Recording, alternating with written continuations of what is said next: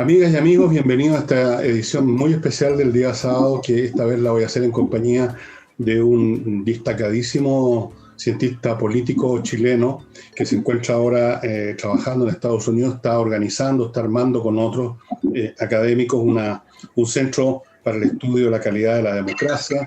Es un hombre que estuvo muy activo en Chile antes de irse, en asociación con la Universidad de Chile y otras organizaciones. Y más importante que ninguna cosa quizás es que somos viejos compañeros de trabajo y amigos, y una de las pocas personas que en el momento en que yo estaba siendo pisoteado se comportó con lealtad como un caballero que él es, a diferencia de tantos otros, y eso nunca lo voy a olvidar. Pero no queremos hablar de eso, de mis asuntos particulares que ya pasaron, ya se convirtieron en nada, sobre todo después, no solo por los 2 años que han pasado, sino que por todo lo que ha pasado en esos 2 años. Y lo que yo quiero conversar con Ricardo es algo que ustedes me han escuchado antes acá, en el sentido que yo sospecho, de hecho tengo la convicción, que se está viviendo en Estados Unidos un fenómeno que va mucho más allá de un conflicto político, de los cuales han habido en Estados Unidos por lo menos 2 o 3 fases que yo recuerdo muy serios, pero este me parece que es el más grande, el más significativo, va mucho más allá del odio, del fastidio que produjo, y él se ganó muchos enemigos, además por su cuenta, Trump en los sectores demócratas del país, en los sectores liberales, en los sectores, abro comillas, intelectuales, jóvenes, mucha gente, y por la reacción que se ha visto, por la forma como ganó Biden, que todavía para mí es bastante discutible, por los fenómenos que hemos visto después en que se han sumado empresas enormes para literalmente hacer lo que en la antigua Roma se llamaban las listas de proscripción, cada vez que se instalaba un nuevo régimen. Todo eso me hace sospechar, Ricardo, que estamos en presencia de un fenómeno que va mucho más allá y es mucho más profundo que una vendetta política de los enemigos de Trump. ¿Qué crees tú? Yo estoy de acuerdo contigo. Hay un tema donde la democracia está en cuestionamiento a través del mundo y siempre hay que recalcar cuán frágil es la democracia. Nosotros nos olvidamos, pero la democracia desapareció más de 2 milenios de la humanidad, desde la antigüedad clásica, donde fue creada en la antigua Roma, hasta reaparecer en la forma actual junto con el nacimiento de Estados Unidos. Lo segundo, que hay evidentemente un enfrentamiento a nivel internacional, y yo creo que radica en 2 hechos: que la arquitectura de organismos internacionales económicos y políticos corresponde a una realidad muy anticuada. Y recordemos que fueron creados fundamentalmente por Estados Unidos después de la Segunda Guerra Mundial y funcionaron en el contexto de la Guerra Fría, pero en las últimas décadas han probado el sistema de las Naciones Unidas y el sistema económico de grandes organizaciones su total inoperancia o obsolescencia, porque no corresponde a la nueva realidad del mundo actual, y lo último que lo demostró es el fracaso para entregar una conducción en la pandemia que está todavía viviendo en segunda o tercera fase del mundo, la Organización Mundial de la Salud. Y el enfrentamiento que estamos viviendo, yo creo que se refiere que la política es fundamentalmente la selección entre alternativas. Los grupos que cayeron junto con el muro se recrearon exitosamente, entre otras instituciones, a través de las instituciones internacionales. Y el gran enfrentamiento que hoy día estamos viviendo es, por cierto, no es de la Guerra Fría, sino 2 visiones.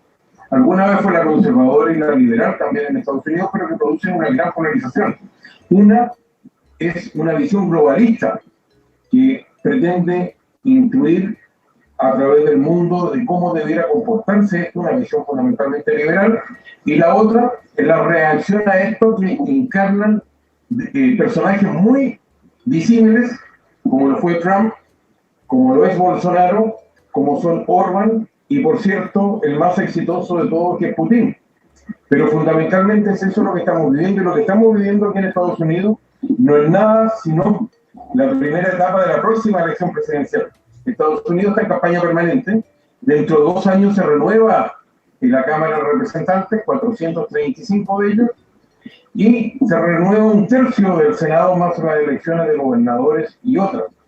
Y lo que estamos viviendo con esta acusación de impeachment, que habían habido, que sería el tercero en su segunda versión, pero solo antes la tuvo después de la guerra civil el presidente Johnson y a Clinton. Ninguno de ellos ha aprobado, aceptado, pero que evidentemente no tiene sentido al final del gobierno de Trump, sino impedirle participar en elecciones posteriores. Y nosotros hemos visto a dos sectores adecuándose, obvio en el caso de los demócratas, pero también el sector, digamos, más tradicional al interior de los republicanos. Y cuán dividido está, lo vimos en la derrota inesperada en las dos senatoriales, que le da mayoría a los demócratas en el estado de Georgia. Recordemos que ahí se enfrentó el sector de Trump contra el sector que conducía el estado y que lo sigue conduciendo, partiendo por el propio gobernador del estado. Y no hay duda que Trump va a presentar en las primarias que vienen del Partido Demócrata competencia para los senadores, pero también para muchos de los representantes. De hecho, ya se da como un hecho la competencia en Florida, que fue un estado que hoy día lo ganó Trump en las últimas elecciones presidenciales, y también lo ganaron, lo tienen a nivel de gobernador, los dos senadores del estado y muchos parlamentarios y alcaldes. La hija de Trump, que ya estableció residencia, al igual que su padre, aquí en el estado de Florida, donde se supone que va a competir contra Marco Rubio en la próxima elección senatorial que viene dentro de algunos años. Entonces, Estados Unidos, a eso hay que agregarle no la competencia electoral, sino una enorme, terrible polarización, como probablemente Estados Unidos no la había conocido antes. Es cierto que hubo violencia en la toma del Capitolio, pero también ha sido prácticamente oscurecida la violencia que existió para menoscabar el gobierno de Trump, medido en todas las acciones en una serie de estados controlados por los demócratas y por municipalidades donde la policía prácticamente desapareció, fundamentalmente ciudades como Seattle, Portland, Chicago, Minnesota. Entonces hay una cantidad de estados que fueron englobados durante cientos y tantos días por este tipo de violencia. Estados Unidos está viviendo una polarización tan profunda que una de las cosas que me llamó la atención es que no hay hechos compartidos. Si tú pones lo que yo llamo las dos versiones, la versión de Fox News, que al final dejó caer a Trump, pero fundamentalmente esa visión que representa a Trump fue su gran arma electoral para ser electo en la otra oportunidad y en estos 4 años, y la de mayoría de los medios, de grandes cadenas, el Washington Post, el New York Times y la CNN, en la que se ve una actitud profundamente contraria. Y uno de los problemas es que a nivel internacional, incluyendo a Chile, solo ha trascendido la versión CNN. Entonces, una de las cosas absurdas en el país de la libertad de expresión confronta dos situaciones. Una es la que tú describías, ya vamos a ir eso en las redes sociales, pero también esta versión en los grandes medios de comunicación, donde le importan los hechos. Tú nunca encuentras los mismos hechos en los canales partidarios de Trump, que son pocos, y la mayoría de los canales y los medios de comunicación que están en contra de él, los hechos no se repiten, es una narrativa en la cual los hechos se encajan. Y uno de los problemas a nivel internacional que solo circula una versión, la llamada versión de la CNN. Por supuesto, estos tienen estos medios de comunicación que pasaron de presentar los distintos hechos desde su visión hasta suprimir hechos, como fue todas las acciones que tenían que ver con la corrupción durante la campaña. A mí me asustó realmente porque era algo inédito, cuando nunca se había ejercido ese poder que ahora se sigue manifestando contra Trump, en el sentido, y el personaje por supuesto no ayuda para nada en esto, pero fíjate lo que ocurrió, lo realmente inédito en la elección no es lo que está ocurriendo en Estados Unidos, es una novedad para Estados Unidos, lo que hemos presenciado con sus elecciones, pero es habitual en muchas partes del mundo, al igual que esta polarización.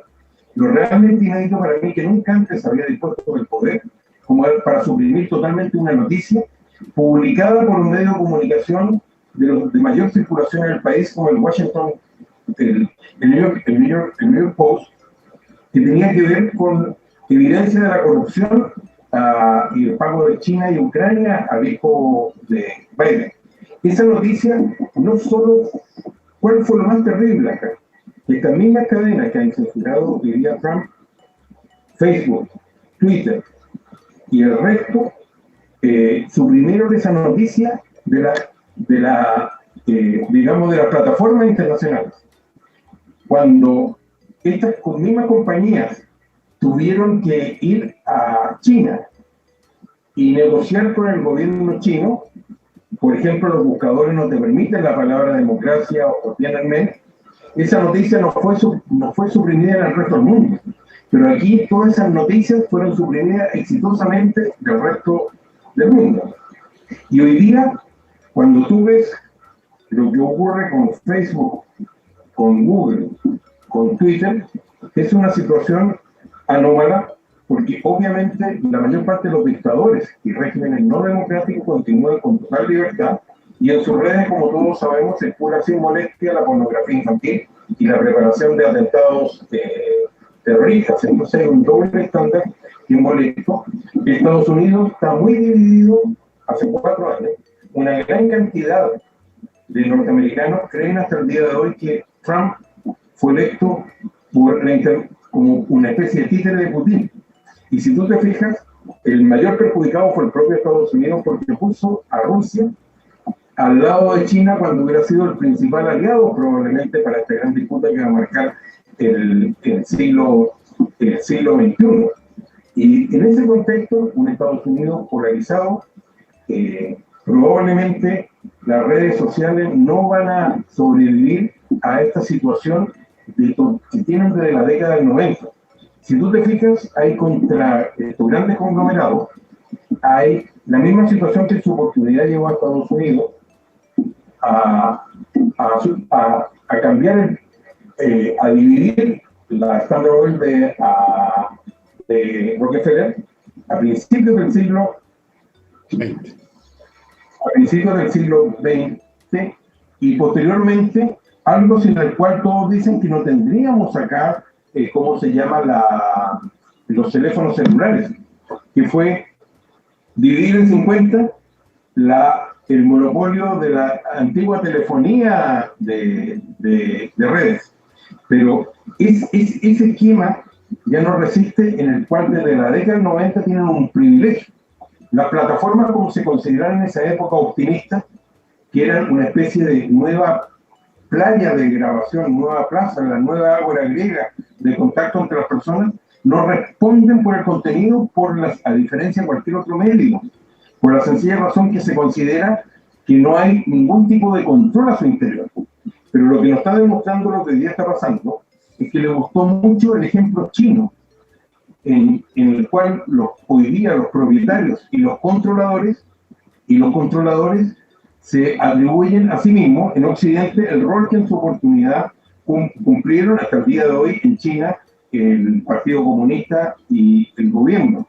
Entonces es una situación anómala que no es sostenible, porque tiene una protección legal que es la llamada cláusula o sección 230 de esa legislación de medio de comunicación, que las dejó fuera de cualquier tipo de control y que lleva a que exitosamente ninguna administración de justicia en ninguna parte del mundo pueda recurrir contra ellos. Yo conozco de fallos en Brasil, en Francia, en Gran Bretaña, en muchos países donde las respectivas Cortes Supremas, la mayor autoridad judicial, ha determinado decisiones en contra de estas grandes redes, que son inaplicables porque en definitiva tienen la protección federal de Estados Unidos y que los servidores están en el estado de California.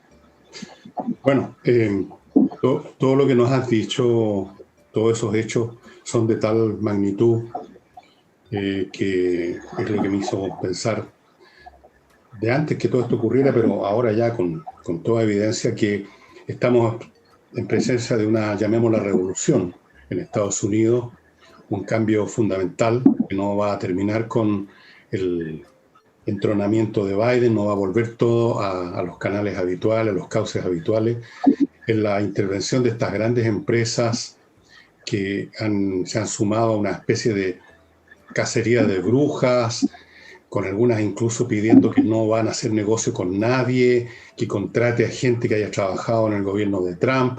Todo eso me recuerda las listas de proscripción de Sila, Mario o Augusto y Marco Antonio al final de la República, cuando los vencidos en un enfrentamiento político allá eran asesinados. Acá no se les asesina físicamente, sino que se les está excluyendo de todo. Incluso entiendo que hay un político, el señor Schumer, que opera un poco como el lacayo de Pelosi, que le pide a las líneas aéreas que no permitan embarcarse a los que hayan participado en esa protesta en el Capitolio. Entonces, todas estas cosas y esa división que tú mencionas, tan aguda como nunca antes se había dado en Estados Unidos, nunca, ni siquiera con el tema de la guerra de Vietnam, porque era un tema localizado, era la guerra de Vietnam, estar ahí, eso era todo. Pero ahora es mucho más grande, y eso mismo hace pensar, como estas cosas no son gratis, no son caprichosas, no resultan de una conspiración de algunos tipos, que estamos en uno de esos periodos históricos en los cuales una crisis genera maneras de mirarla muy distintas, opuestas incluso, que no tienen ningún terreno intermedio como en otros periodos en que no hay tal crisis, donde se llega a arreglos o por último el asunto se olvida, pero en una crisis que tiene que ver con aspectos del medio ambiente, cuestiones políticas, económicas, qué pasa con la gente que va quedando al margen por la robotización, la tecnologización de la producción, un montón de temas que el sistema tal como está no puede enfrentar tal como es. Entonces esto genera visiones muy contrarias, muy en blanco y negro, y cuando tú tienes en una sociedad visiones en blanco y negro, no hay ninguna posibilidad de acuerdo. Esto me recuerda, lo he mencionado muchas veces en mi programa, y yo sé que para algunos me estoy convirtiendo en un majadero por repetir siempre lo mismo, pero me parece el ejemplo más extraordinario, más notorio de esto en el pasado, fue cuando la religión cristiana en el Imperio Romano adquirió ya peso, una masa crítica, fue respaldada por el Estado romano, se convirtió en la religión oficial del imperio, y entonces se produjo una cosa muy similar. El mundo pagano, la gente de esa sensibilidad religiosa y cultural, fueron simplemente acosados, arrinconados, se produjeron conversiones masivas. Tú no podías hacer carrera en la burocracia del Estado imperial si no eras cristiano, los templos eran destruidos, se produjeron asesinatos, hordas de monjes recorrían las calles de varias ciudades. Alejandría fue un caso típico, persiguiendo a los que fueran paganos. Se produjo, y eso no fue una cosa del momento, una especie de reacción a algo previo, porque eso quedó. Eso era el principio, el nacimiento en medio de quejidos y berridos y dolores de un mundo nuevo, porque eso se estableció, creció, se tranquilizó eventualmente y se convirtió en el nuevo mundo, en el nuevo imperio, lo que luego sería la Europa occidental. Es decir, fue un cambio de aguas definitivo. Terminó el mundo pagano. Y yo tengo la sensación, Ricardo, que lo que estamos viendo en Estados Unidos, lo que estamos viendo en Chile, lo que estamos viendo en muchas partes de distintas maneras según el lugar, es eso, una división derivada objetivamente, de miradas distintas sobre cómo enfrentar estas crisis que se están acumulando. Y cuando las visiones son muy distintas, se acaba el fair play. Pues. Ya lo que interesa es llegar a lograr los fines y los medios no importan. Entonces, si hay que mentir, si hay que aplastar, si hay que proscribir, si hay que ejecutar, si hay que encarcelar, si hay que funar, o si hay que acosar de cualquier manera al enemigo, porque se convierten en enemigos los adversarios, se hace porque las dos partes están convencidas de que se está jugando la vida. Y en cierto sentido es verdad que es así.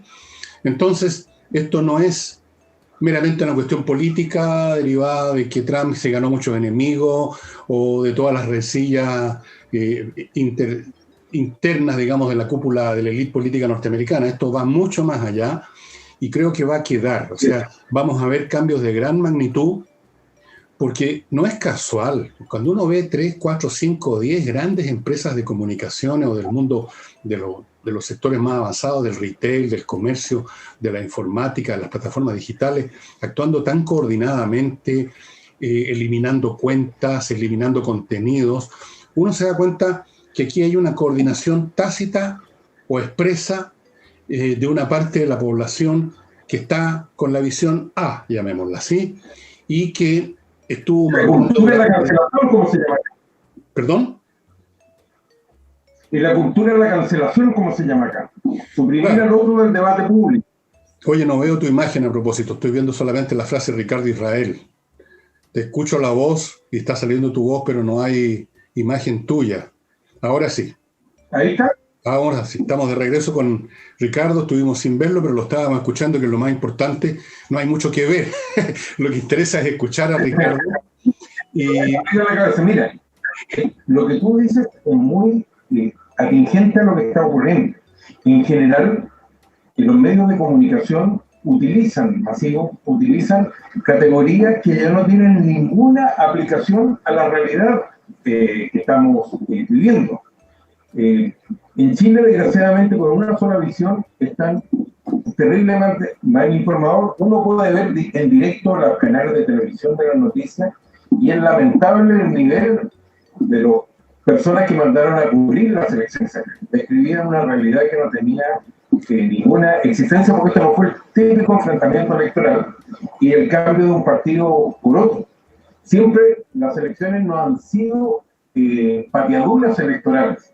Recordemos que las dos elecciones de Obama fueron por relativamente escasa diferencia, que a veces no se nota por el funcionamiento de esto tan norteamericano que es el colegio electoral, pero era un enfrentamiento de una visión liberal y de una visión conservadora. Aquí uno ha escuchado cosas tan desfasadas como la propuesta de que las personas que trabajaron en la administración de Trump sean canceladas de la vida pública o de la vida política. Proscripciones. En el fondo, lo que tú señalabas va mucho más allá de cualquier derrota o triunfo electoral. Aquí hubo la negativa a aceptar el resultado de la elección de hace 4 años, por eso se inventó la narrativa del triunfo, ¿cómo se llama?, de Putin, lo cual es un absurdo. Pero al mismo tiempo se llevó a los tribunales algo que los tribunales todavía no han decidido, porque en definitiva los propios tribunales, en todos los casos que perdió Trump, en muchos de ellos, lo que dijeron que no podía conseguir el objetivo que quería de anular el resultado de la elección, no entraron al fondo del asunto. Alguna vez la Corte Suprema lo va a hacer. En el aspecto positivo, podría salir un conjunto de normas para que el sistema tuviera el mismo valor independientemente de dónde se vote en Estados Unidos. Pero también el fondo del debate es que hubo muchas irregularidades puntuales, pero no se logró probar que había habido un fraude masivo. Yo creo y que esas irregularidades siempre han existido. Fíjate, la Universidad de Harvard, nada menos, es parte de un organismo internacional donde Estados Unidos figura en cuanto a confianza del sistema electoral en el número 56 en el mundo. O sea, hay varias dictaduras. Yo recuerdo que antes del lío del año 2000, aquí en el estado de Florida, hubo una elección que la Corte Suprema del estado de Florida ordenó repetir en la década del 90, antes del lío de Trump, de Bush con Gore, ordenó repetir por la cantidad de muertos que habían votado para elegir al alcalde de Miami. Esta irregularidad no está nueva, no se logró probar que es un fraude, por lo tanto opera este mecanismo, pero lo que llamaba la atención es la creación de organismos que son propios del tránsito de una dictadura de democracia, como ocurrió en Sudáfrica o en Chile, una comisión prácticamente de verdad y reconciliación para analizar a los personajes que habían tomado. ¿Por qué? Hay una enmienda constitucional que no sé, que todavía no salió a la palestra, pero puede salir en cualquier minuto, que fue dictada después de la Guerra Civil, creo que la número 14, me puedo equivocar en el número. Me tocó estudiarla algunas de las veces que me tocó venir aquí a enseñar la Constitución americana. Pero aquí fue diseñada fundamentalmente para evitar la participación de la vida pública de quien había sido derrotado en la Guerra Civil. Y se le había colado a alguien que había tenido un puesto importante. Se dictó contra varios generales y no tiene otro aspecto práctico que evitar la participación en el futuro en la vida pública, pero eso da una visión de cuán polarizado y dividido está Estados Unidos, como lo están otros países, y que aquí se va a juzgar la suerte de quien maneja este mundo, a lo cual hay que agregar que todavía no está resuelto cómo va a operar Biden en lo que es evidente el deterioro de Estados Unidos vis a vis su enfrentamiento con China por el dominio geopolítico del siglo XXI. Bueno, Ricardo, déjame por un momento entrar a mi primer bloque comercial y seguimos de inmediato con esta conversación. Les quiero recordar, estimados amigos, estos chocolates artesanales hechos por una empresa familiar que se llama Bonboni. Miren ustedes las hermosas cajas. Voy a proceder a desatar su cinta. La abro. Todo elegantemente envuelto. Abro el papel. La pena es romper estos papeles y se encuentran con todo esto. Bolsas con bombones, bolsas con unas galletas, bombones, otros chocolates en barra por acá abajo, una cosa realmente exquisita. Pero este chocolate es fantástico. Esta familia tiene unas recetas de los Balcanes, son recetas de sus abuelos, tatarabuelos, como hacían el chocolate en Croacia, y son muy ricos y yo se los recomiendo. Ustedes se ponen en contacto con Bonboni, ahí están las direcciones a mi izquierda, y les van a llevar a la casa. Bueno, ustedes en el sitio van a poder ver otras variantes de productos que esta caja, se las muestro porque esta es la que yo tengo, y pronto va a estar vacía de todas maneras. Bonboni, estimados amigos. Y continúo con miclimo.com, ya saben, esta empresa chilena que ha ganado premios de innovación, que le instala en su casa, en su oficina, una climatización estupenda. El mismo dispositivo le sirve en verano y en invierno, purifica, o sea, no purifica, filtra el aire, está conectado a internet, el aparato usted lo puede controlar de cualquier parte del mundo. O sea, francamente estamos hablando de climatización del siglo XXI. Olvídese de todo lo que usted conocía, esto es otra cosa. miclimo.com. Y finalmente, en este primer bloque, no olviden que comprar oro es una buena idea en estos tiempos difíciles como una reserva. El oro nunca pierde valor. Es además un objeto físico, no algo que se va a desintegrar en algún servidor. Usted lo tiene en la mano, es un mineral valioso, lo ha sido siempre y va a serlo siempre también. Lo puede usar en cualquier parte del mundo, se lo van a aceptar. Tener una cantidad de su reserva en oro es una buena idea. Compreoro.cl es el sitio al cual usted tiene que entrar para comprar estos pequeños lingotitos que les he mostrado muchas veces, de este porte, 10 gramos, 99,9% de pureza, o sea, 24 quilates, como medio palo, ese puro lingotito así. Usted en el bolsillo puede llevar una fortuna a donde quiera irse. Así es que compreoro.cl, estimados amigos.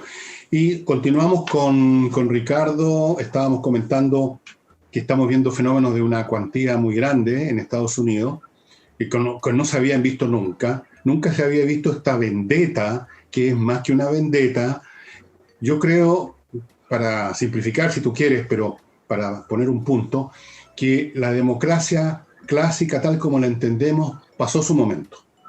Que la democracia siempre supone, se diga o no tácitamente, un gran área de intereses comunes, donde la gente puede llegar a acuerdos, puede entenderse, o puede sentirse derrotada en una elección sin que eso signifique el fin del mundo.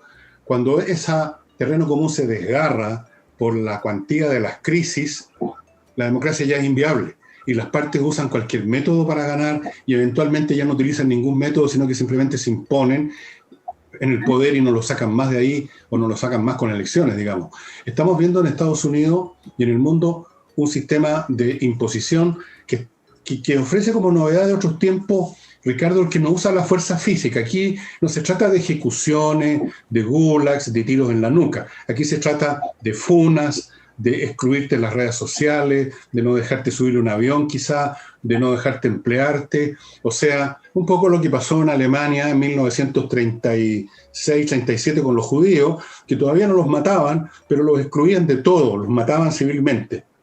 Y estamos viendo eso en Estados Unidos, no sé si lo vamos a ver en Chile en alguna oportunidad, pero en todas partes este camino está avanzado en distintos grados y con distintas particularidades y señala que va a emerger, y no estoy exagerando, esto no es ciencia ficción, un mundo completamente distinto en los próximos años. Un mundo en que la palabra democracia, la palabra libertad, la palabra comunicación, todas las palabras que tienen cierto significado ahora van a tener un significado muy distinto. Vienen los tiempos del gran hermano. Yo creo que eso es lo que viene. Y los chinos son los que son el ejemplo. Los chinos ya son los que han avanzado más en ese camino, creo yo, Ricardo. Sí, y también el área donde más han desarrollado los militares es precisamente el ciberespacio. Ahora, Ese es un tema que va a caracterizar o va a decidir este debate, que es el enfrentamiento entre China y Estados Unidos. No sé si Estados Unidos va a seguir con la voluntad de enfrentarlo a él. Yo creo que no. China ha seguido paso a paso lo que hizo Gran Bretaña, desde el rol de sus embajadores hasta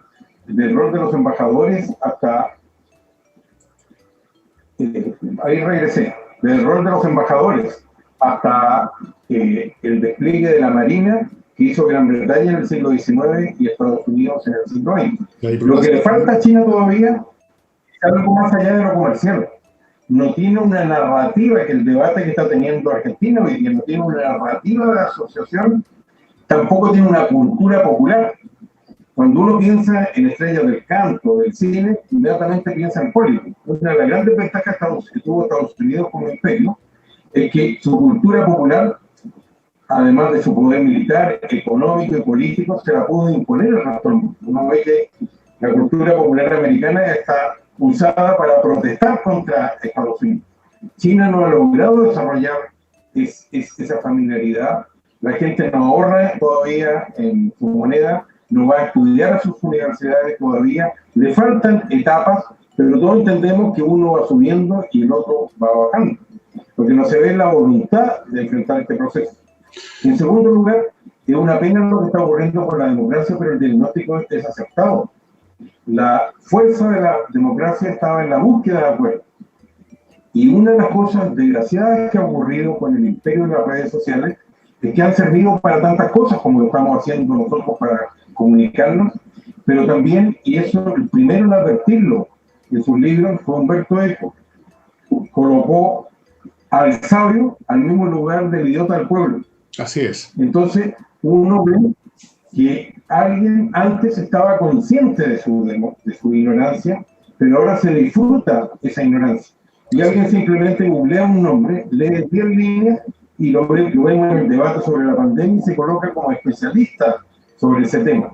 Y eso se ve a todos y en cada uno de los niveles. Es un empobrecimiento general donde hay acceso a la información, pero obviamente no hay ninguna cultura. Hay instrucción, pero no educación. Ese es un problema muy serio que está ocurriendo en todas partes del mundo, porque uno ve que el lector informado ya no existe. Opera sobre la emoción, sobre la base de la razón. Y uno ve un ataque a lo que fue una gran conquista civilizatoria de la humanidad, como fue el aporte de la Ilustración. Mira, ¿quién podría, ahora se coloca en el nivel de Voltaire, dispuesto a dar la vida para que su adversario pudiera expresar su opinión? La libertad de expresión está en el país que la creó, está en riesgo como está en muchas partes del mundo. Mira, y hay una... Sí, lo que sucede es que uno está siempre dispuesto a apoyar y a fomentar y a predicar con los ojos húmedos la libertad de expresión, cuando quienes van a usar esa libertad de expresión se expresan como tú. Una vez que emerge una diferencia absoluta, tú ya no dices estoy dispuesto a morir por defender el derecho de mi adversario a hablar. Ahora tú dices estoy dispuesto a matar a ese tipo para que no se exprese. Se da vuelta completamente la cosa. Entonces... Como se ha dicho cada vez más, porque tú mencionabas el caso del nazismo. Fíjate, en este mundo que vivimos, hay conceptos que han perdido todo su significado. Mis profesores del doctorado se revolcarían en la tumba la facilidad con la que se usa fascista o populista para describir a aquello que no nos gusta. Bueno, pero si tú mencionas el fascismo, fíjate la popularidad que tienen las funas, actividades típicas del fascismo en su etapa de desarrollo, que hoy día están popularizadas a través de todo el mundo, incluyendo a Chile y Estados Unidos, y la gente que la utiliza probablemente, como dijo Winston Churchill en su oportunidad, en el futuro, a quienes van a hablar en contra del fascismo son aquellos profascistas. Fíjate, tú mencionabas un hecho muy interesante que me ha suscitado un pensamiento que te lo quiero contar para que tú me lo critiques, me lo compartas o no. Tú decías que hoy en día, como decía Eco, el idiota del pueblo se siente como el sabio, se siente en condición. Fíjate que eso seguramente ocurre cuando emerge un segundo, un diferente sistema de pensamiento, de valores del que estaba establecido. Cuando está establecido sin discusión un sistema, hay una jerarquía más o menos estable y todos saben quién está arriba y quién está abajo, y el que está abajo puede refunfuñar, pero sabe que está abajo y no va a ir a discutir con Aristóteles. Pero cuando aparece un sistema alternativo que parte negando el valor del tradicional, resulta que es la gran oportunidad para el tipo de abajo para encaramarse y de un paraguaso sentirse no solo igual, sino que superior a Aristóteles del otro sistema, porque como el otro sistema está deslegitimado, equivocado, reaccionario, entonces sus jerarquías tampoco valen nada, y yo, que me subí al bus con la nueva ideología, soy igual o mejor que el Aristóteles del anterior. Esto lo vi estudiando en historia, lo que sucedía precisamente en ese periodo, como te digo, en que estaba el cristianismo triunfando en todas partes, y entonces individuos miserables e ignorantes se subían a o se sumaban a estas hordas y ya se sentían con derecho, como ocurrió, de destripar a esta matemática y filósofa Hipatia, ¿no es cierto?, en las calles de Alejandría, porque ya su jerarquía no valía nada, puesto que todo el sistema en que se basaba su jerarquía no valía nada, y yo, en cambio, que era un pobre gallo, estoy subido en la verdad de nuestro Señor, y por lo tanto el otro y su supuesto valor no vale nada, la podemos destripar. Y más o menos eso muestra en forma exagerada lo que ocurre en estos tiempos, cuando tú ves a cualquier ignorante, a cualquier patán, de hecho, mediocre, ignorante, que no sabe hablar, que no sabe escribir, que no ha leído nada, y súbitamente tú lo ves encumbrado con una expresión seria y solemne a las grandes verdades que le están predicando, que son las grandes simplificaciones que le están predicando, y ya se sienten en condiciones de echar abajo a Aristóteles, de echar abajo a nuestros señores. ¿Estáis de acuerdo? Muy cierto. Sí, perdón. Si termina, perdón. Por el desfase no, te interrumpí. No, sigue nomás. Te toca, tú. No, habla nomás. Lo que te iba a decir es muy cierto lo que estás diciendo. Y si tú te fijas, el propio funcionamiento de las redes sociales opera en ese sentido.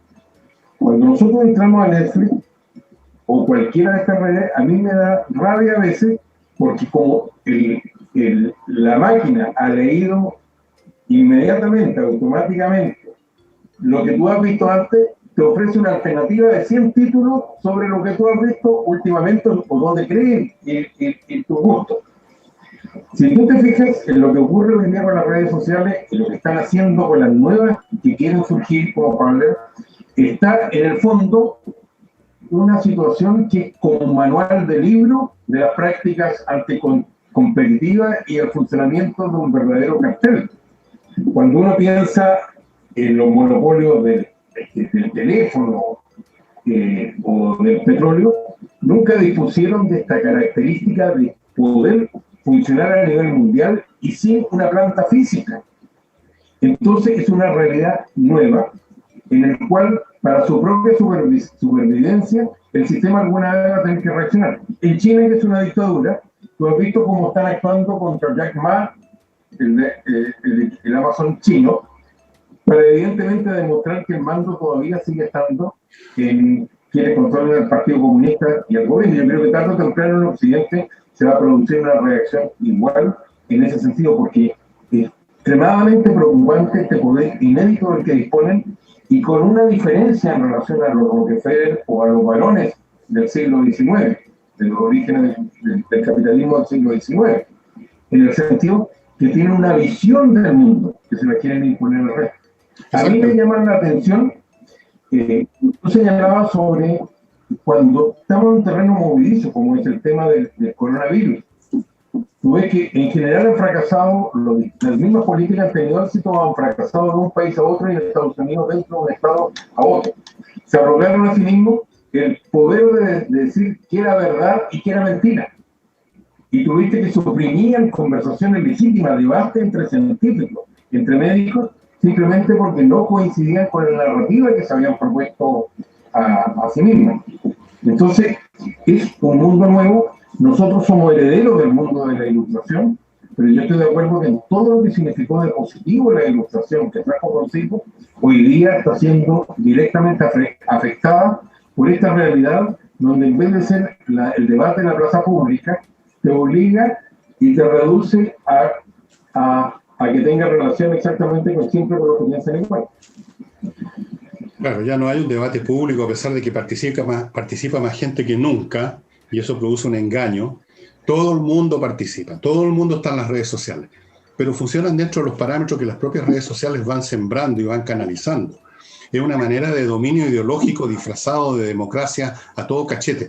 Cuando hablan de empoderamiento, el ser medio común y corriente no está empoderado en nada, pero le han vendido ese producto falso porque puede entrar a las redes, porque puede hacer cosas como esa, pero no se da cuenta que por muchos mecanismos tecnológicos, sus opiniones van siendo guiadas, van siendo arreados como un piño de ovejas. Y las ovejas se creen libres porque son muchas. Y se miran a su alrededor y dicen, nunca antes tantas ovejas habían sido arreadas. Así que vivimos en una democracia más profunda que nunca. Pero no lo es, al contrario. Nunca antes los sistemas que quieren controlar a la gente habían tenido más medios para hacerlo. Al lado de lo que se formó ya en China y lo que se está formando en el resto del planeta, de lo cual estamos viendo un ejemplo ahora casi de caricatura en Estados Unidos, al lado de eso, las tiranías clásicas tipo Unión Soviética son un juego de niños, eran crudas, no tenían medios realmente de inmiscuirse a ese nivel y operaban con métodos brutales que terminaban, digamos, siendo perniciosos, matando gente, mandándola a un gulag. Eso finalmente les sirvió por un tiempo y después significó el derrumbe del sistema. Ahora son mucho más sofisticados. Fíjate, el poder limitado, logrando el totalitarismo del siglo XX como fue el fascismo y fue el estalinismo. Goebbels decía que él necesitaba la radio y la utilizó efectivamente para llevar a Hitler al poder. Pero la radio su tecnología. Claro. Stalin hablaba del arte y del cine. Él siempre decía que su sueño era controlar Hollywood. Entonces, esas tecnologías en comparación al poder que se dispone hoy día a nivel mundial, evidentemente que palidecen y de todo. Entonces, estamos enfrentados a un nuevo escenario. Exactamente. Un escenario aterrador, ¿eh? Un escenario que me recuerda a esta novela de Orwell, 1984. Y nunca he olvidado ese capítulo en que llevan a un tipo a interrogarlo y el comisario que lo está interrogando le dice, ¿cuántos dedos tengo acá? Y le muestra la mano así. Entonces el tipo dice, 4 dedos, y lo golpean. No, son 3. Pero estoy viendo 4, son 3. Esa es la versión. Y te acuerdas tú que en ese libro, en ese estado, el Ministerio de la Guerra se llamaba el Ministerio de la Paz. Y todo era así, una televisión. Y luego se llamaba... Claro, exactamente. Entonces, estamos llegando a un mundo como ese, un mundo feliz. Es otra utopía que escribió, una distopía más bien, Aldous Huxley. Y uno, cuando leía estos libros hace 10, 20, 30 años atrás, sí, decía, puede ser, pero ahora lo estamos viendo. Ahora no es puede ser, ahora es. Estamos viendo cómo se está construyendo ese mundo. Y yo no veo de dónde, Ricardo Israel, van a emerger fuerzas que puedan impedirlo. Yo creo que no lo van a poder impedir porque, desgraciadamente, o afortunadamente, depende cómo lo veas, este cambio civilizacional tiene una razón de ser. Por ejemplo, cuando se habla de los globalistas, aquí yo conozco gente en mi familia, algunos dicen los globalistas son los malos de la película. Digo, no, los globalistas en el fondo es razonable ese punto de vista. El problema es que estos procesos, cuando se inician, son muy distorsionados y muy brutales. El cristianismo, por ejemplo, podemos decir que fue una etapa del punto de vista moral superior al paganismo. Era superior e introdujo una norma, pero en su establecimiento fue brutal, fue destructivo, fue vandálico, fue injusto, fue absurdo, cometieron crímenes, quemaron bibliotecas completas, porque así nacen las civilizaciones, nacen no de la oficina de un académico, sino que nacen, por así decirlo, en las manos de una partera. Y eso es lo que estamos viendo. Pero como obedece a fuerzas racionales, porque el mundo no puede seguir funcionando como hasta ahora, efectivamente, tiene que organizarse mundialmente. Entonces, como tiene esa poderosa razón detrás, este proceso, con todas las fealdades que aparece ahora, es incontenible. Yo creo que es incontenible, Ricardo. Mira, lo primero son conceptos para entender esto. Nosotros estamos abocados a un campo muy específico, como es la democracia. Mira lo que ha ocurrido con tantos gobiernos en América Latina, donde las viejas categorías totalitarias no se aplican, porque son regímenes controlados, esencialmente son narcodictaduras. Venezuela, Cuba hoy día, Nicaragua, la duda de Argentina en el futuro, ¿para qué hablar cómo penetrar? Yo recuerdo que la primera vez que hubo un debate público sobre la penetración del narcotráfico fue a petición de los entonces dos diputados de Arica, en la década del 90. Y la conclusión general que decían que ese era un problema de una ciudad en el norte. Y 10 años después no había plaza pública en Chile que no estuviera controlada sin la demostración de fuerza que el narco acaba de hacer, como lo hizo muchas veces en Colombia por la FARC en la novena región. Eso es un tema donde se van adaptando a nuevas realidades y cuesta entender. Y lo segundo, la fuerza subyacente. Fíjate, en Estados Unidos hay todo un movimiento para agregar un concepto al entendimiento de lo que estaba ocurriendo. Ya no es el tema de las diferencias sociales o las clases sociales. Tampoco se habla de que debe perder protagonismo el tema de la raza, que es tan importante en la historia y en la actualidad de Estados Unidos. ¿Por qué? Cuando se usa como categoría única, pierde poder explicativo. Cuando todos los que discrepan de ti son racistas, o sexistas, o lo que sea, cuando tú colocas el adjetivo antes de la conversación, al final nadie lo es. Yo recuerdo que en las primarias, Kamala Harris, la actual vicepresidenta de Biden, acusó al propio Biden de ser racista. ¿Y por qué lo acusaba? Porque Biden, como senador, había tenido que negociar con senadores del sur la nueva legislación de derechos civiles que todavía rige a Estados Unidos. Y probablemente si no hubiera negociado con ellos, nada hubiera cambiado, al menos en esa oportunidad. ¿Cuál es el concepto que se está proponiendo? El de castas.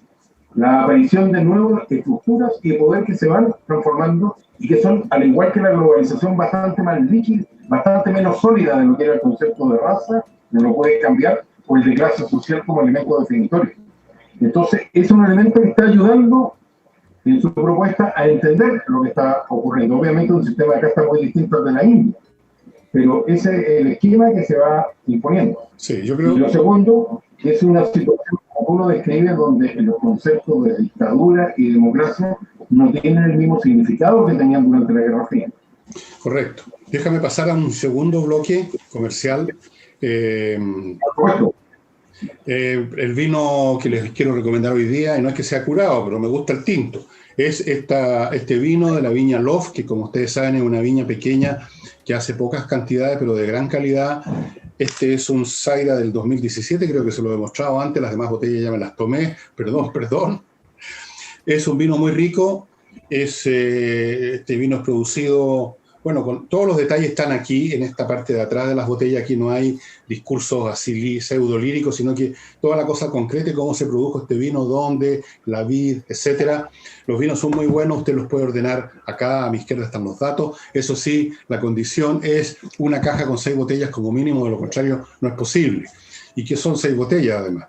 Una semana, cuanto mucho. O no, o una quincena por ser a usted. Pero el hecho es que uno, si toma una botella, va a tomar otra, así que da lo mismo, le conviene comprar igual la caja de 6 botellas. Love.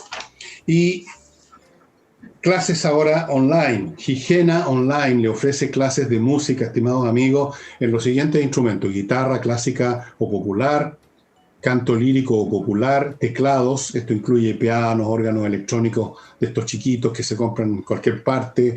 También hay educación de la voz, con trabajo eléctrico para los amigos del rock, que es un instrumento que les gusta mucho. Clases online para adultos, viejos, chicos, niños, niñas, para cualquier persona. Las clases son muy buenas. Las clases online en general son mejores que las clases presenciales, creo yo, porque uno está mucho más concentrado. Esa ha sido mi experiencia, digamos, en este último tiempo. Y yo creo que usted también la va a tener.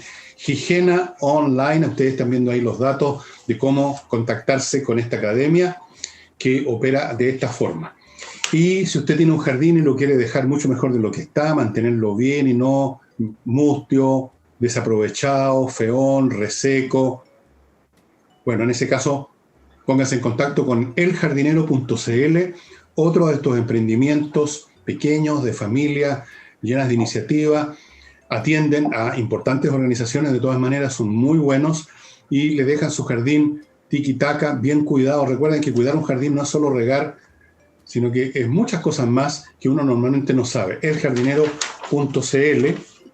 Y vuelvo con mi amigo, uno de los pocos amigos que tengo y uno de los pocos amigos que me quedan, Ricardo Israel.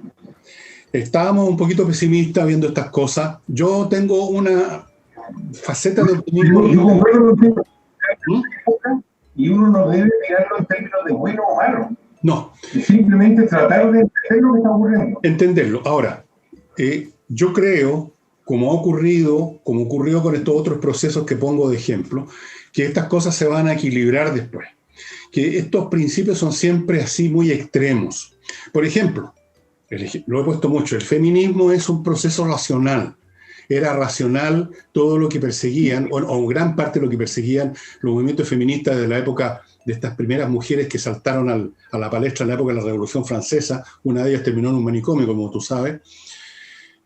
Pero obviamente que cuando se convierten en causas y se simplifican y luchan contra supuestas resistencias, algunas reales, otras no, se radicalizan, se simplifican, se convierten en algo extremo, pierden mucho sentido, cometen injusticias y caen a veces en el territorio de la idiosía pura y simple.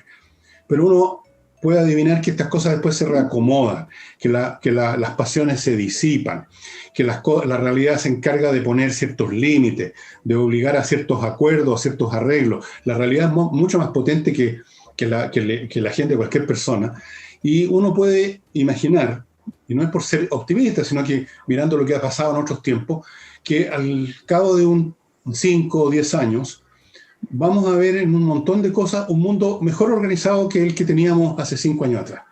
Vamos a estar enfrentando de mejor manera los temas ambientales. El tema de la igualdad de los sexos va a estar mucho más regulado, va a estar mucho más establecido. Y un montón de cosas que ahora parecen muy chirriantes y realmente nefastas, que son las cosas contra las que combatió Trump, dicho sea paso, van a encontrar su punto de equilibrio, su punto de razonabilidad. Yo creo que eso es lo que va a ocurrir. Lo que pasó con el cristianismo luchaba contra los paganos ferozmente, les rompían todo, les quemaban los templos, pero al final el cristianismo incluso terminó aceptando los cultos paganos rurales convertidos, les cambiaban el nombre, sabiendo de que esas eran las costumbres de la gente. Entonces, en vez de adorar a Júpiter, adoraban a la Virgen del Carmen. ¿Ah? ¿Cómo? No, y construyendo las catedrales sobre los viejos templos paganos. Exactamente. O sea, la arquitectura, los conceptos, la palabrería, eso de pontífice, por ejemplo, el sumo pontífice era una categoría religiosa de Roma. El pontífice era el máximo administrador de todos los cultos paganos de Roma. Y eso ocurrió en el tiempo. Y va a ocurrir ahora, porque además la naturaleza humana no está para vivir todo el tiempo en este estado de exaltación delirante. No estamos hechos para eso, los seres humanos. Va contra la ley de la entropía. No podemos vivir así, salvo algunos pocos individuos que son los activistas profesionales, que son personajes absolutamente excepcionales. Me refiero a excepcionales no por ser estupendos personas, sino que por lo raros que son. Normalmente la gente quiere vivir más cómodamente, más apaciguadamente, aceptar las nuevas normas sin tanta cacería de brujas, porque ahora tenemos cacería de brujas. Sí. ¿Tú sabes? A veces te interrumpo por el desfase en la comunicación. No, está bien, sí, yo lo comprendo. Pero tú haces y con tu conocimiento de los ejemplos clásicos tan importantes y procesos que duraron siglos, como el de Roma. También la vigencia del cambio de época en la Revolución Francesa, que es la vigencia de los grandes clásicos. Cada vez que uno ve cómo se tratan entre sí las generaciones, solo hay que recurrir a los clásicos griegos o romanos, las cosas que decían de este cambio de generación y cómo se criticaban entre sí. Entonces, en ese sentido, obviamente que va a haber un ajuste. Si estamos hablando de los grandes clásicos griegos, en Aristóteles y Platón, lo encuentras en ambos, que representan hasta el día de hoy visiones contrapuestas, lo encuentras esa situación en que en todos los ismos o en todo régimen puede degenerar en algo que es su antítesis, como la democracia se transforma en oligarquía o el gobernante en tirano, etcétera, etcétera, etcétera. También en ejemplos como lo que tú has usado, el feminismo puede devenir en el embrismo, en lo que tanto criticaba, en la prevalencia de un género socialmente o de un sexo biológicamente sobre el otro.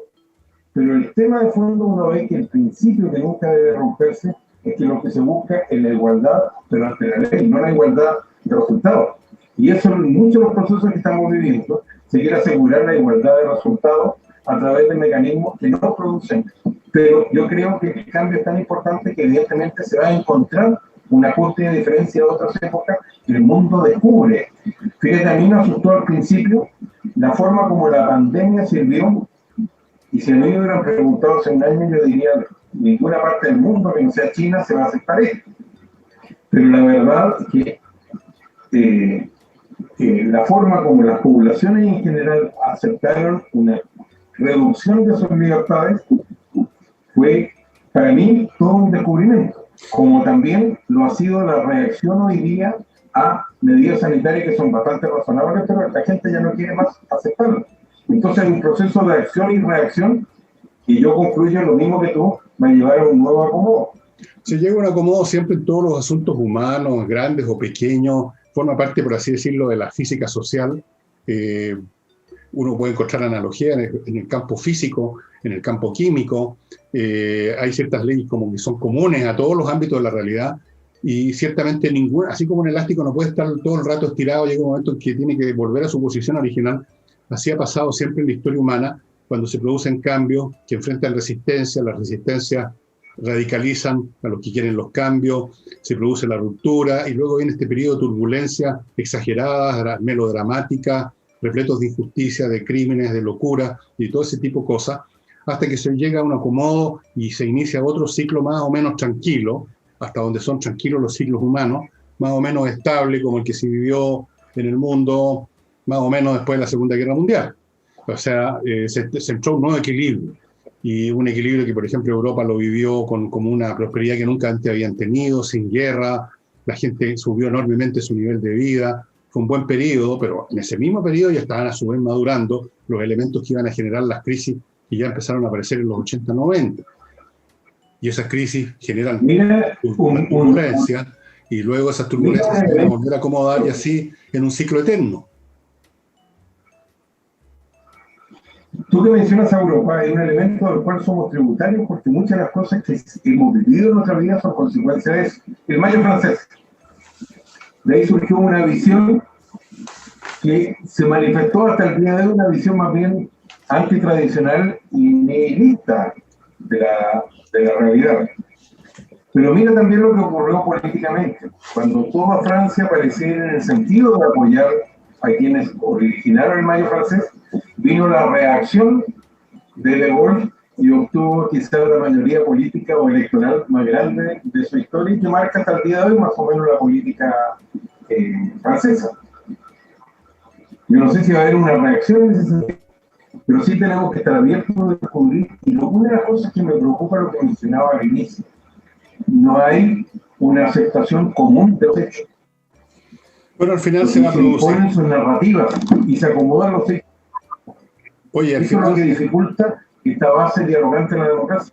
Al final se va a producir un acomodo, ya uno lo ve así en miniatura en lo que está pasando en los republicanos en Estados Unidos, varios de los cuales ya están sumándose en una serie de cosas los demócratas. Lo que ocurre siempre, vence un bando con sus ideas, y los que fueron derrotados poco a poco dejan de luchar porque ya fueron vencidos, se buscan acomodarse porque hay que sobrevivir en este mundo, hay que comer, hay que trabajar, y poco a poco la confrontación empieza a desaparecer porque ya no es necesaria, y tanto los resignados como los victoriosos empiezan a fundirse en una sola masa que empieza a aceptar, pasado el tiempo, la nueva realidad como el estándar de siempre. Y la lucha anterior se disipa, se olvida. Luego viene otra generación y ahí termina por desaparecer el tema completamente, y luego viene otra generación y aparece otro factor de conflicto, y así sucesivamente en una cadena. ¿Sabes lo que yo creo que es novedoso en este caso? ¿Sí? Que este movimiento que apareció hace 4 años y que mantiene su vigencia no va a desaparecer. Yo no sé si Trump va a volver a ser presidente. Sí creo que va a hacer lo imposible para competir, y su éxito va a estar determinado si puede o no controlar o hacerse cargo del Partido Republicano en la pelea que estamos viviendo en estos instantes. Eso está por verse. Ese elemento va a ser determinante para su futuro y para el futuro del movimiento en cualquiera de los escenarios. Y estamos en este minuto viviendo ese enfrentamiento. Bueno, porque puede ser, ¿eh? A mí me interesa el religioso. Oye, cuando tú tenías a gente que se trasladaba a través de todo Estados Unidos para ir a escucharlo en un aeropuerto. ¿Y por qué en un aeropuerto? Porque los alcaldes de la ciudad no daban el permiso para que se reuniera en algún gimnasio o algún estadio. Cuando tú tuviste aquí 1 millón de personas, de las cuales parte eran los que hicieron algo tan desagradable como el Capitolio de Estados Unidos, pero cuando viajan cientos de miles de personas, hay elementos casi religiosos. Sin duda. Ahora un movimiento... Es una situación muy similar. Un movimiento que descansa en una sola persona es súper frágil. Bastaría que a Trump alguien... No, por cierto. Puede surgir otro. Por eso mismo su vigencia va a estar considerada por el éxito que pueda tener él en volver a competir. Yo creo que su movimiento no tiene futuro. Porque no tiene futuro. Porque es un movimiento intrínsecamente reaccionario, en el sentido preciso de la palabra. No quiero cargarlo con ningún... No tiene más allá unas cuantas eslogans como America First y cosas como esa. En el fondo pretende parar lo de la historia, y eso, contra fuerzas que se apoyan en procesos históricos reales, eso no puede tener éxito. Eso puede generar lo que el propio gobierno de Trump generó, y la historia así lo va a demostrar en unos años más, un hipo político, una leve interrupción de un proceso que ahora continúa con más fuerza. La rendición virtual y tácita de Estados Unidos a la emergencia de China, por ejemplo, que se manifiesta con que hacen negocio sin importarle lo que vaya a pasar después, sin importarle el crecimiento de China en todos lados, que se les han metido en todas partes. Eso se va a acelerar, y yo te puedo apostar que una de las primeras cosas que va a hacer Biden, o quien sea, porque Biden yo creo que no está en condiciones de hacer muchas cosas, creo que es un hombre realmente mentalmente muy, muy debilitado, no sé quién va a ser realmente el que va a gobernar, no Kamala Harris, institucionalmente no puede un vicepresidente tener mucha participación en la Casa Blanca, tú sabes, lo tienen, digamos, paseando para inaugurar escuelas, pero alguien va a ser el cerebro gris, y no me cabe duda que una de las primeras cosas que va a hacer ese gobierno, supuestamente dirigido por Biden, es volver a la casilla inicial con China. Con alguna frase entre medio, quizás se van a intercambiar algunas frases de buenos modales, los chinos van a prometer 2 o 3 cosas más, pero se va a volver al camino de siempre, se va a volver al camino de la inclinación de Estados Unidos en relación a China, de todas maneras. Trump hizo lo posible por provocar a los chinos a que hicieran alguna tontería militar que les habría significado desaparecer del mapa en una semana, según mis cálculos, desde el punto de vista de guerra convencional no habrían resistido una semana. Pero los chinos, y yo siempre incluso lo escribí en algunas partes en YouTube, los chinos no son nada idiotas y tienen paciencia, van a esperar, van a aguantar, se van a morder los labios y van a esperar que gane Biden, tal cual. Y con Biden van a obtener lo que siempre han querido, y va a reiniciarse el proceso de reemplazo del imperio americano por el imperio chino. Eso es lo que creo que viene. Lo que tú dices es muy cierto. ¿Sí? Y de hecho, en sus 4.000 o 5.000 años de historia, en 4.600, 4.500 de ellos han sido más poderosos que Occidente. Uno de los grandes misterios de la historia es por qué quemaron literalmente sus naves cuando eran en todo más poderosos que Occidente, porque el Occidente conquistó el Oriente y no fue al revés. Pero por lo mismo, mucho va a depender de que pueda sobrevivir políticamente Trump. Y eso se está jugando en estos días. Yo creo que no va a Yo no creo que el peligro para el Partido Republicano porque no está totalmente consumido por su guerra civil.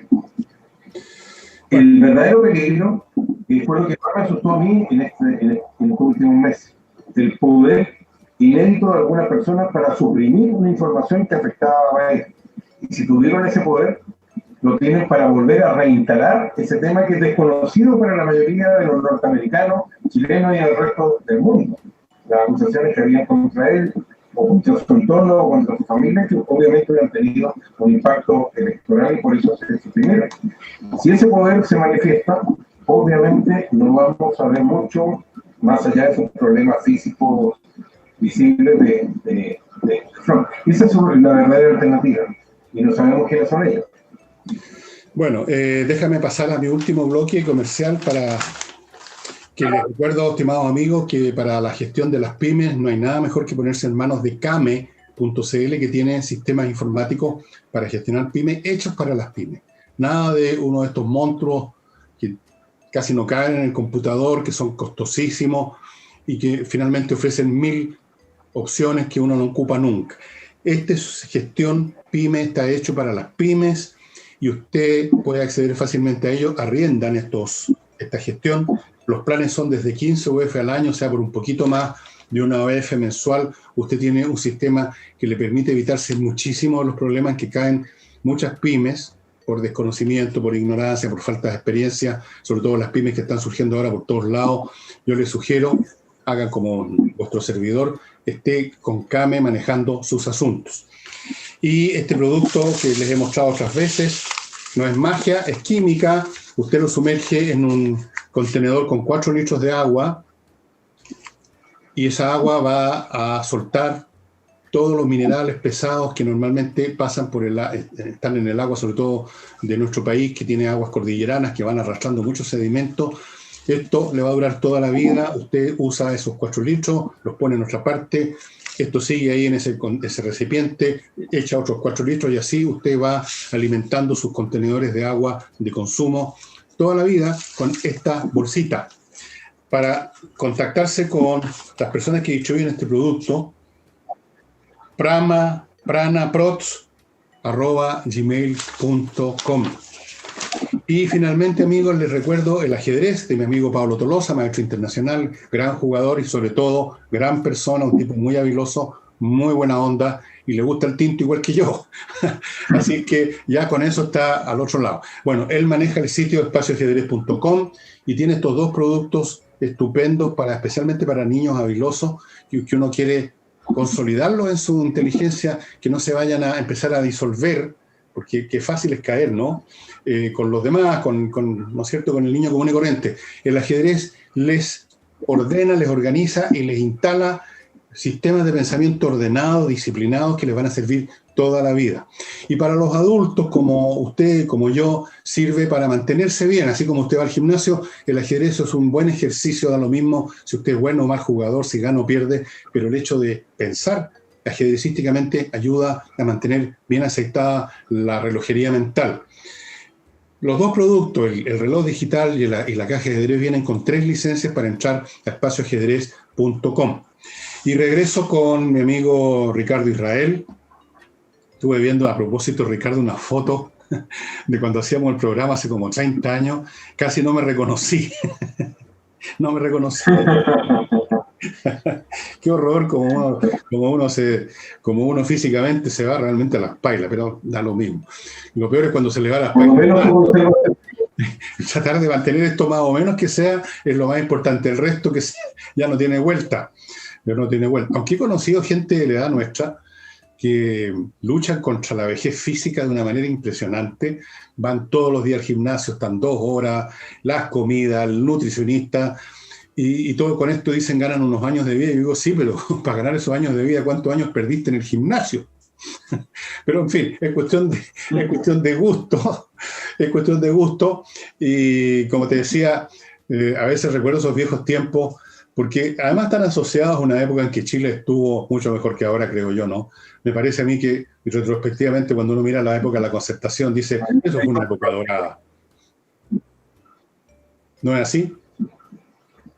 Yo creo que lo que ocurre, mira el debate de la derecha después de haber acordado una lista, mira lo que ocurrió con el Frente Amplio, y es un ejemplo lo que logró hacer la Concertación para procesar sus diferencias y tener claridad en cuanto a qué era lo fundamental. Lo que es incomprensible hasta el día de hoy, quienes fueron autores de ese éxito hayan renegado en la rapidez con que lo hicieron de su éxito. Bueno, el miedo es cosa viva, ¿eh? Yo creo que muchos de ellos nunca estuvieron convencidos de la necesidad de cambiar gran cosa en la Constitución, pero cuando se generan estos movimientos, tú sabes, estas minorías que luego crecen, son muy intensas, muy apasionadas, y ante ellas los individuos se sienten aterrados, no tienen cómo resistir y se van sumando, por último, por miedo. Yo creo que por miedo, por ejemplo, José Miguel Insulza, que yo conozco, es un tipo inteligente, un tipo moderado, la encarnación del político de izquierda moderado, no sé si incluso decir político de izquierda, pero tú lo viste en algunas votaciones, en algunos discursos, o qué sé yo, intervenciones. El hombre estaba mirando todo el rato por el rabillo del ojo a la barra brava.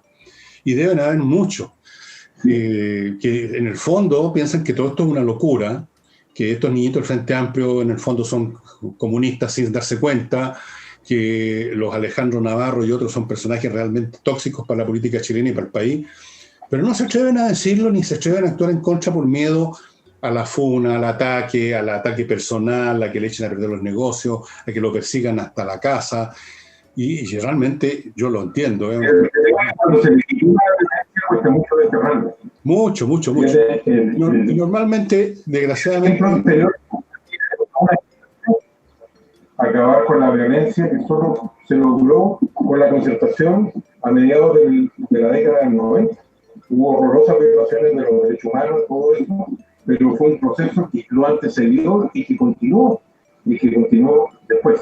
Y en relación a la Constitución, después de haber enseñado derecho constitucional por décadas, yo lo resumo en lo siguiente: las mejores constituciones se escriben con una goma y no con un lápiz. ¿Con qué? Mira, las mejores constituciones se escriben con una goma y no con un lápiz. Mira la Constitución americana. Un preámbulo de 56 palabras, 7 artículos y 26 enmiendas. Nada más. Mira cuán breve la alemana, redactada por la ocupación americana y todo, pero cuán breve. Hay 3 líneas que definen los derechos sociales y nada más. Uno de los países, como todos sabemos, que entrega más beneficios sociales a su población, y lo mismo uno puede decir de todas partes. Y el colgajo en que se convierte en muchas constituciones africanas o de Latinoamérica, detallando todos los derechos que son... Es una chacota. Bueno, no por nada somos herederos de la cultura cantinflera para la China de España. Eso tendríamos que entrar a analizar por qué España era como era, mientras otras naciones crecían industrialmente, militarmente, y España seguía siendo una nación de ganadería, de latifundistas, de grandes señores y de soldados. Y de curas que estaban en todos lados. Entonces, lamentablemente, Latinoamérica heredó esa infección verbal que no va acompañada de nada real. Las culturas anglosajonas hablan poco y hacen mucho. Aquí hablamos mucho y hacemos poco. Mira, todavía nosotros no nos damos cuenta que fuimos más años parte de la colonia española de lo que hemos sido nación independiente. Y en algunos temas que a mí me apasionan, como la descentralización y la regionalización, no es un problema de los últimos 50 años. Chile nunca ha sido simplemente descentralizado. Incluso el estado de Florida, donde yo estoy viviendo, fue más años colonia de España de lo que ha sido parte integrante de Estados Unidos. Claro, exacto. Oye, Ricardo, bueno, ha sido una conversación realmente espectacular, salvo por la parte técnica, que yo no sé cómo se podrá arreglar el sonido, pero ustedes comprenderán, estimados amigos, que estamos usando Zoom, que Ricardo está en Miami, está en otro país, así es que, pero igual, de lo que pudimos escuchar de Ricardo estaba muy interesante, de lo que él pudo escuchar de mí, espero que también le parezca interesante, y que sobre todo que les parezca interesante a ustedes. Ricardo, te agradezco mucho que hayas tenido la gentileza de una hora y media conmigo y espero tenerte en otra ocasión también para discutir al nivel con que tú discutes las cosas, otros temas que puedan surgiendo. Desde luego te voy a llamar nuevamente para que hablemos una vez que esté ya instalado este nuevo gobierno y ver las primeras cosas que están pasando. Yo creo que a mucha gente le va a interesar eso. Vamos a ver. ¿Cómo nos conocimos? Bueno, un gran abrazo, Ricardo, y nos estaremos viendo. ¿Te acuerdas cómo nos conocimos, Fernando? ¿Perdón? ¿Tú te acuerdas cómo nos conocimos? En el programa, me imagino. No. Antes, tú acostumbrabas a ir a una biblioteca especializada como era la del Instituto de Ciencia Política. Y me entrevistaste en un par de oportunidades. Me llamaron la atención dos cosas. Que no tomabas apuntes ni grababas, pero reproducías en tus palabras, en mi opinión, en forma increíblemente fiel, y que la mitad de esa página, que era la última página del diario Financiero, estaba destinada a criticar mis opiniones.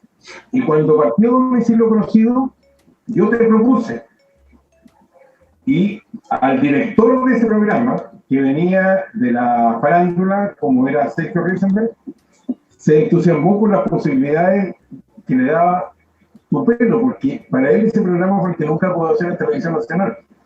Y yo hasta el día de hoy estoy sorprendido, y se debe a ti y a la Carolina, el éxito que tuvo ese programa en un canal tan pequeño como era entonces Chilevisión, una pobreza franciscana. Entonces, así nos conocimos. Y hasta el día de hoy estoy satisfecho de haber propuesto tu nombre. Bueno, te lo agradezco mucho. Yo no me acordaba de... Creo que nunca te lo había contado. Bueno, me alegro mucho. No me extraña en todo caso viniendo de ti, porque, bueno, como te digo, eres de esas personas valiosas que cada vez quedan menos. Lamentablemente uno se asombra la cantidad de gente que uno va descubriendo que detrás de una fachada académica o política o qué sé yo, habían unas miserias humanas, personajes envidiosos, resentidos, que te odiaban detrás de una sonrisa y que esperaban la oportunidad para golpear. Bueno, eso es lo que hacen muchos. Y yo le digo siempre a mi mujer, no te asombres de eso porque eso es lo normal. Es lo normal. Lo anormal es lo otro. En todo orden. Bueno, muchas gracias, Ricardo, por tu presencia. Un gran abrazo y nos veremos próximamente. Chao. Adiós. Chao.